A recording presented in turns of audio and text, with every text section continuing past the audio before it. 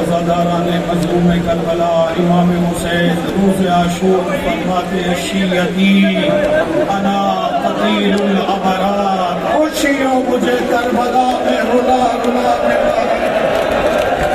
हुसैन कभी अली अकबर का लाशा उठा के रोए, कभी कासिम की लाश के टुकड़े उठा के रोए, कभी अस्करे बेशीर की गर्दन से तीर निकाल कर रोए।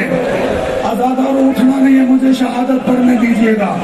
गरीब ज़हरा करबला में अकेला रह गया, एक टीले पर आए इस तरह सा बुलंद किया, हाल मिन्ना सिरी अंसुरना, है कोई मुझ गरीब की मदद करने वाला। खुदा के लिए बैठ जाए, अज़ादार बैठ जाए, मुझे शहादत पढ़ने दें, मुझे शहादत पढ़ने दें। दुनिया भर में आपको देखा जा रहा है, दुनिया भर में आपको देखा जा रहा है। बहुत सारे मोमिनी दुनिया भर में बैठकर इमाम हुसैन की शहादत सुनना चाहते हैं। बड़ा मेहरबानी मुझे फातिमा ज़हरा को राजी करना है, आप भी फातिमा ज़हरा को राजी करें कि जिसने मदीने में सुना था मेरा हुसैन करबला में प्यासा मारा जाएगा, तो पूछा था बाबा मेरे हुसैन को रोएगा तो